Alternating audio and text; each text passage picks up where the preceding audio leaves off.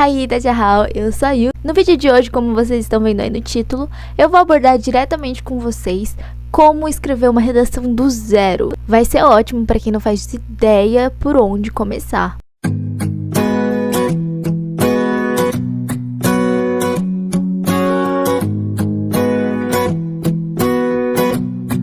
E antes de começar definitivamente esse vídeo, eu queria muito agradecer a minha professora Soninha, uma mulher maravilhosa que fez um diferencial na minha vida.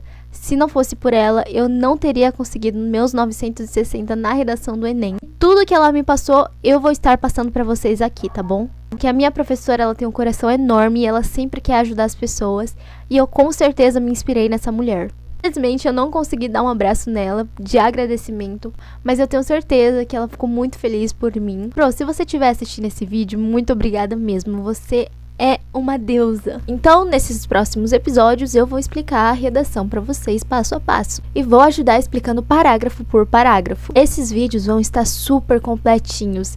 Então aproveita, pega o seu caderno, a sua caneta e faça suas anotações. Para quem ainda não sabe, o gênero do Enem e da maioria dos vestibulares do Brasil é o gênero dissertativo. Se você não faz ideia de como é a estrutura desse tipo de texto, vou deixar aqui na descrição do vídeo o link da cartilha do participante disponibilizado pelo INEP no ano passado. Nela contém vários exemplos ótimos e maravilhosos de redações nota 1000, mas eu vou estar mostrando um e explicando como funciona. Então no vídeo de hoje eu vou começar com a introdução no primeiro parágrafo e também a primeira parte de desenvolvimento no segundo parágrafo. Gente, meu cabelo tá horrível, não falem nada sobre ele porque eu tentei dar um jeito.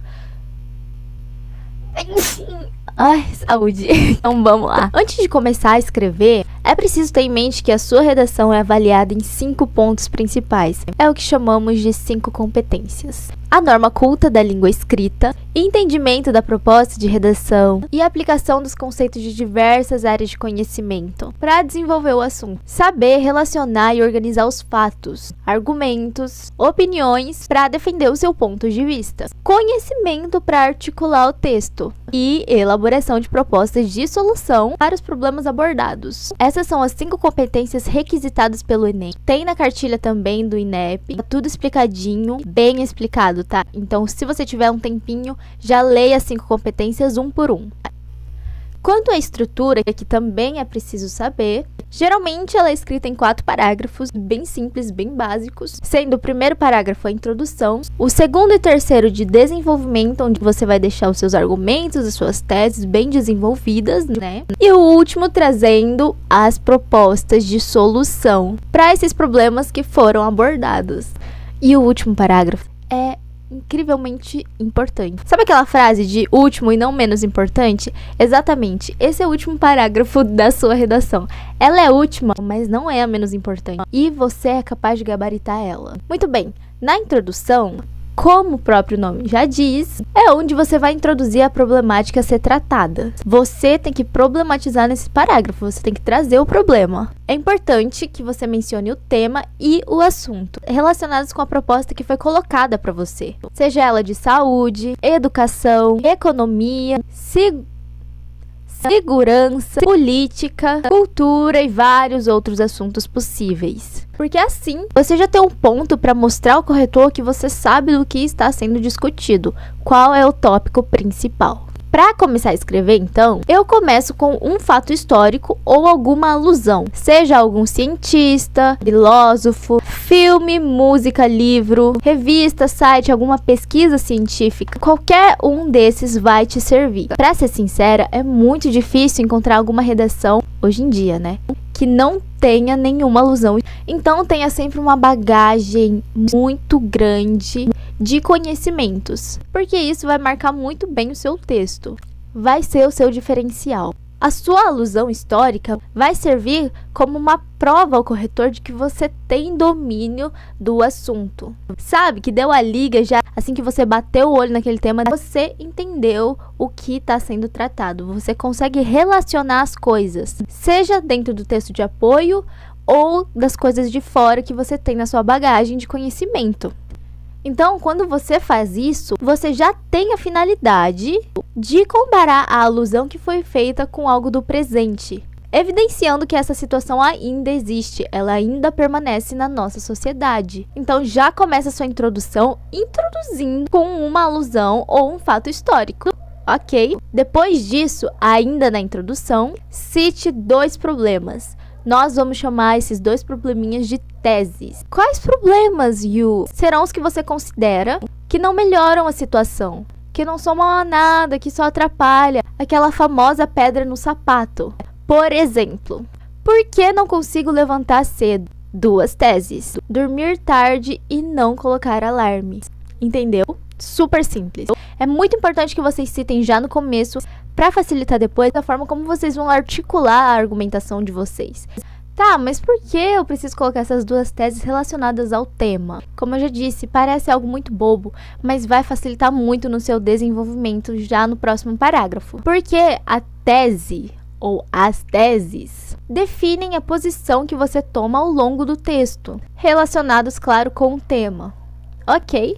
Então, querendo ou não, a tese que você citou tem que ser explicada e discutida, né? Então, essas 2 teses serão os seus pontos de argumento. Imagina assim, você plantou 2 sementinhas ali na terra, que é na parte da introdução. Ali é a sua horta. E agora você vai fazer ela crescer. E ela tem que crescer forte e resistente. Então, é isso que vai acontecer. Esses 2 problemas, essas 2 teses que foram colocadas na sua introdução, são uma pré-definição dos seus parágrafos de desenvolvimento. Então, quando o corretor estiver lendo, ele já vai ter uma noção do que o seu texto vai abordar como problemática. Nos exemplos dados pelo INEP, muitos textos também seguem essa estrutura de alusão histórica, citam o assunto dado pela proposta e já emendam com 2 problemáticas. Vou colocar o exemplo aí na tela de vocês. Esse texto é do Gabriel Melo. Nessa edição foi falada sobre a democratização do acesso ao cinema. E eu já vou para a parte final da introdução, ok? Que o que eu quero mostrar para vocês é a forma como ele coloca as 2 teses dele. É prudente apontar, diante disso, que a arte cinematográfica deve ser democratizada, em especial no Brasil, país rico em expressões culturais que podem dialogar com esse modelo artístico.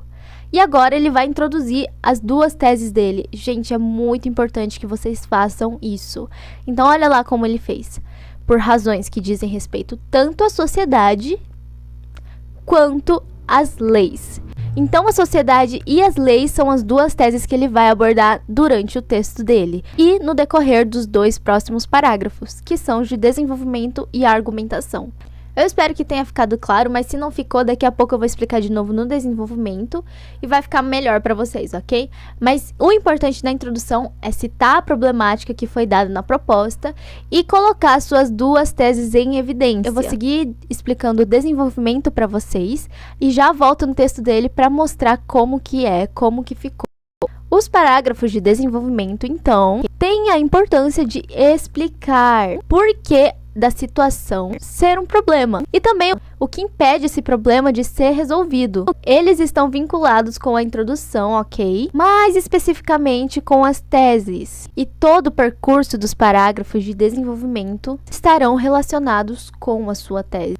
Isso eu falei de 2 formas diferentes, mas que é para reforçar a importância das suas teses. Para começar, na maioria das vezes, eu coloco uma das teses que citei na introdução e justifico por que considero aquilo como um impedimento de resolver a situação.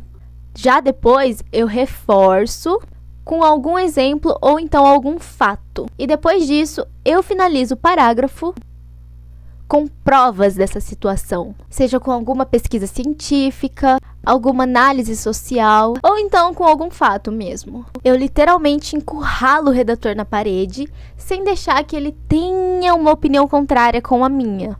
Ele literalmente vai ter que concordar comigo. Não tem escolha, queridinho. E é isso que vocês precisam fazer. Então, basicamente, no primeiro parágrafo de desenvolvimento e argumentação, eu uso raciocínio lógico e relações do tipo causa, consequência, comparação, dedução E coloco também uma referência sociocultural relacionadas à análise que eu fiz. Mas não esqueçam de selecionar somente os argumentos relevantes, ok?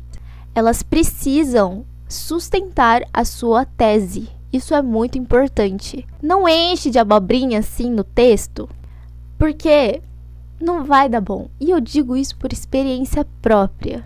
Seja direto, bata de frente e defenda o que você pensa. Gente, isso foi ridículo, meu Deus. Mas enfim. Mas é essa dancinha mesmo. Seja direto, bata de frente e defenda o que você pensa. Nossa, essa devia ser uma dancinha do TikTok, né? Pra todo mundo aprender a redação. Abrindo parênteses aqui, eu aprendi isso nos últimos minutos do segundo tempo. Tem que escrever de uma forma tão bem articulada, sem deixar brechas pro seu corretor. Porque só assim ele vai acreditar no que você está falando. Só assim ele não vai ter um segundo pensamento. Ele não vai ter uma opinião contrária com a sua. E ele vai te dar pontuação, porque você tem razão, entendeu? E algo a mais aqui, que é super importante também, já vi gente falando que usar texto de apoio é totalmente errado. Me diga que você não caiu nessa, por favor. Usar o texto de apoio é excelente. Não sei quem começou com essa baboseira. Vou sair no soco, velho. Se você usar uma parte do texto de apoio, seja alguma frase, alguma pesquisa que foi feita, isso vai provar que você sabe articular um texto. Você sabe relacionar o texto de apoio com os seus pensamentos e com o tema que foi proposto. Você não acha que isso é muito... Você não acha que isso é extremamente genial? Saber fazer tudo isso? Exatamente, é por isso que você vai ganhar ponto. Então usem o texto de apoio se quiserem, se precisarem, se sentirem necessidade. Entendeu? Usa, é isso. Agora vamos voltar para o texto do Gabriel Melo. Então acompanhem aí. No primeiro parágrafo do Gabriel Melo, ele já evidencia e explica a relação do cinema com a sociedade. Então foi isso que ele fez. Ele puxou a tese sociedade dele no primeiro parágrafo, que foi na introdução, e já começou a explicar. Já colocou também um exemplo com uma lógica que foi criada pelo historiador holandês Johan Huizinga. Não sei ler isso, mas espero que seja assim. E depois disso, ele coloca uma prova. Se vocês quiserem pausar o vídeo para dar uma lida, tá? Eu não vou ler com vocês, mas aqui no parágrafo ele já fala de como a sociedade trabalha junto com o cinema, como as pessoas se comportam, e tudo isso de acordo com a lógica que foi criada pelo historiador holandês. Ele também cita um livro para provar que isso existe sim, não é uma coisa que ele criou na hora. Então ele explica como a humanidade trabalha com coisas criativas como o cinema, são experiências e vivências. Então é uma contemplação de um espetáculo que precisam ser vivenciadas por indivíduos. E é isso que ele faz, ele prova que a sociedade está dialogando com expressões culturais como o cinema. Não ficou claro para vocês? Não está bem convincente de que é preciso ter acesso ao cinema para todo mundo no Brasil? Agora, voltando com aquele assunto lá, que aquele exemplo michuruco que eu tinha dado de não conseguir acordar cedo, a primeira tese, não durmo cedo, portanto meu dia é improdutivo. Então, tem várias pesquisas feitas por emissoras de TV, por pesquisadores mesmo de universidades, que apontam que dormir tarde realmente atrapalha a sua produtividade. Então, no meu primeiro parágrafo, eu poderia citar, por exemplo, a Universidade Federal do Paraná realizou uma pesquisa em 2018, onde aponta que tal coisa influencia no sono e, portanto, após essa noite de sono, é 90% provável que esse indivíduo não consiga produzir as tarefas que devem ser feitas. Eu espero que esse primeiro parágrafo de desenvolvimento tenha ficado claro para vocês, ok? Se não ficou, vocês podem me mandar mensagem na DM ou deixar nos comentários aqui embaixo que eu vou tentar responder. Agora vocês já sabem da técnica e da estrutura e precisam pôr tudo isso em prática, mas eu tenho quase certeza que vocês ainda não sabem por onde começar, né? Eu vou dar as minhas diquinhas super valiosas que foram influenciadas pela minha professora maravilhosa. Eram os meus hábitos, ajudaram muito, então anotem aí no caderninho de vocês.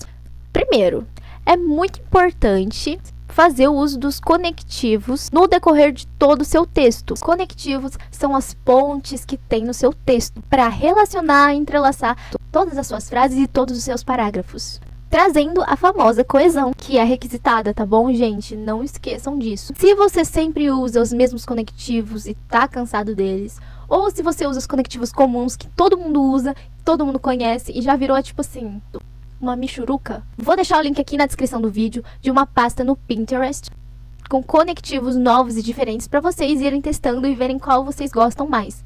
Sempre é bom dar uma variada, né? Então testa lá. Vou estar frequentemente colocando pins novos lá para vocês conhecerem palavras novas e conectivos novos. Então vão lá e comecem a ter esse hábito de pegar palavras novas e anotar num caderninho.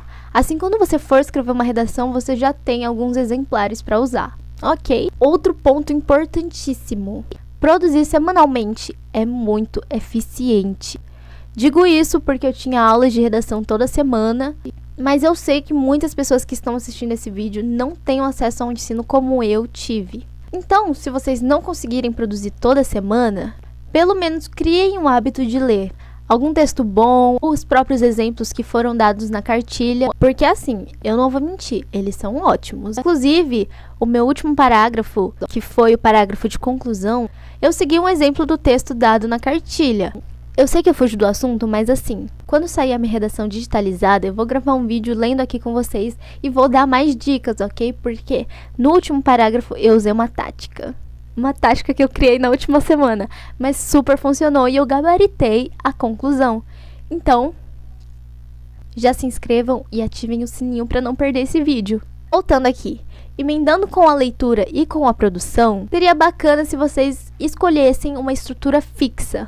Algo que vocês sintam que fica mais fluido quando vocês estiverem escrevendo. Fica mais fácil daí, porque independente do tema ou do assunto, você vai conseguir vestir aquela estrutura como se fosse uma roupa. Então escolham uma estrutura favorita, vão treinando, vejam o que sai mais fácil para vocês.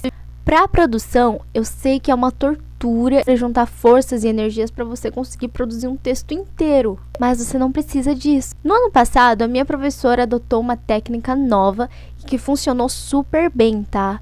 Tivemos notas ótimas na nossa turma. Então, eu vou compartilhar com vocês também. Para treinar, peguem a proposta que tem aqui na internet. Tem várias, escolhe uma, leia ela, circule e sublinhe as palavras importantes, as palavras-chave. Enumerem também para seguir uma ordem de texto, que é uma coisa que eu sempre fazia, para não deixar nada para trás. E você não precisa correr para desenvolver, tá? Não precisa ir para o segundo parágrafo. Façam por etapas, por parágrafo mesmo. Aliás, não souberem sobre determinado assunto e não tiverem uma opinião formada sobre isso, faça o favor de pesquisar muito. Aproveita que ainda tem a internet e faça um bom uso dela. Porque depois no dia da prova, você não vai ter nada disso. Vai estar tudo dependendo disso aqui, ó. Da sua bagagem de conhecimento. Então faça o máximo de teses possíveis sobre qualquer assunto que seja. Você precisa ter uma bagagem cheia, precisa ter conhecimento. Entendeu? Quanto à bagagem de repertório, que é o que eu tô falando agora, para aumentar é preciso ter conhecimento, referência e visões de mundo. Basta você ler artigos, noticiários, blogs ou então assistir filmes e documentários. Pessoalmente, eu tive uma época em que eu não conseguia ter opinião formada por nada. Então, para eu conseguir formar uma opinião própria, eu tinha que ler pelo menos 2 opiniões contrárias. Eu tinha que ler 2 lados de uma situação, daquele tema. E só assim eu conseguia ter uma opinião final que era minha. Coisas que eu concordava com aquele lado e não concordava com esse. E eu fazia uma listinha, benefícios, malefícios, blá blá blá e blá blá blá. E era assim que eu fazia a minha opinião. Eu sei que parece coisa de doida, mas vestibulando é um bicho doido mesmo. Então façam da forma como vocês acharem melhor. O importante é você ter conhecimento. Se vocês quiserem testar essa minha técnica também, podem testar, porque eu tenho certeza que vai ajudar muito. Principalmente para aquelas pessoas tipo librianas, sabe? Que não sabe decidir uma coisa ou outra. Exatamente. Testem. Então, com a técnica, a estrutura e as dicas também, eu espero que tenha dado uma luz assim no seu caminho. E você possa escolher que caminho seguir. Se você gostou desse vídeo e sentiu que vai te ajudar, já compartilha com seu amigo vestibulando também. O meu intuito aqui é conseguir ajudar o máximo de pessoas possível. E se tiverem alguma dúvida, deixem nos comentários ou na DM do meu Instagram, porque eu vou responder todos eles, ok? Eu não sei se esse vídeo vai ter um alcance bom, Mas eu já espero que quem tenha assistido esse vídeo se inscreva no canal e ative o sininho para não perder o próximo episódio, porque eu vou terminar de explicar o segundo parágrafo de desenvolvimento e a conclusão. São super fáceis, bem tranquilinhos. Eu tenho certeza que eu já coloquei muita informação nesse vídeo e tá sendo uma coisa para vocês absorverem, mas eu juro que não é um monstro de 7 cabeças e coloquem em prática, ok? Já digo para vocês começarem a produzir por etapa, porque até sair o próximo episódio já vai dar tempo de vocês aprenderem os outros parágrafos e terminar o seu texto no mês. Então é isso pro vídeo de hoje. Muito obrigada por assistir até aqui. Um beijo. E boa produção, claro. Produzam, por favor. Produzam. Produzam. Não sei porque que meu nariz tá meio... Só um nasal? Ih, tô com o nariz entupido. Que isso, mulher?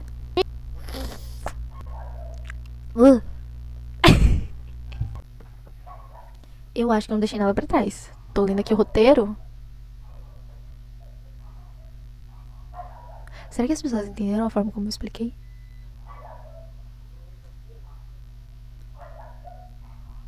Ai, enfim, eu sou insegura, mas eu espero que tenha ajudado.